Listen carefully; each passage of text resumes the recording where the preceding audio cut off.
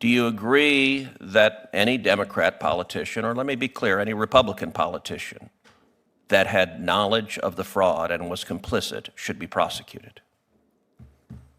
I'm not sure what they're being prosecuted for, but also in my testimony, I described also outside of Minnesota the manifold ways that this administration is enabling fraud. Look, I understand. Oh, and the reason, hold on. The standard is that you want to prosecute. Sir, I'm going to people. ask a question, and then you can answer it. Yes, sir. Your organization describes itself as a pro-democracy organization. I'm going to try to find out if you actually are pro-democracy or if you're simply pro-Democrat and are a partisan. We've seen the Democrats who want to change the topic. So I get you want to testify how much you hate Donald Trump. But I'm quite certain Donald Trump was not running a fraudulent daycare center or a fraudulent autism center in Minnesota. So all of the talking points about how you dislike Trump, set them aside. We will see the Democrats on this committee go down those talking points.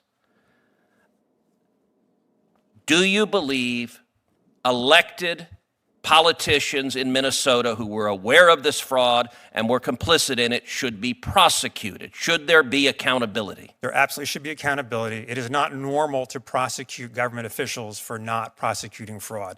That is not a standard I'm aware of that you've advocated or that anyone else has advocated in the Senate.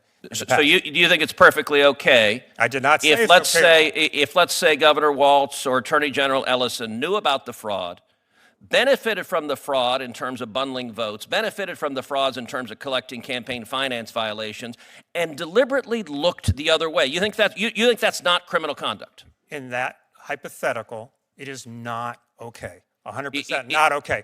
But also, if you'll permit me, that hypothetical is in fact happening throughout. Okay, yes, I get it. You dislike Trump. I understand you dislike Trump, sir. It is whether I have a standard of accountability. So let me ask, sir, please do not interrupt me. Please do not. I'm being clear.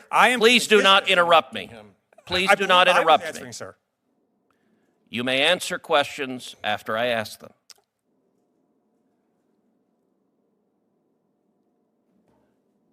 You've heard the evidence and testimony about daycare centers with no children, with no toys, with no facilities, with windows that are blacked out.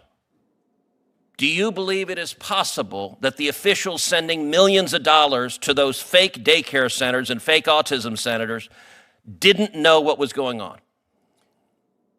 Well, what I heard was claims about that, and I too have watched the video. We're both parents. I'm glad that the child care centers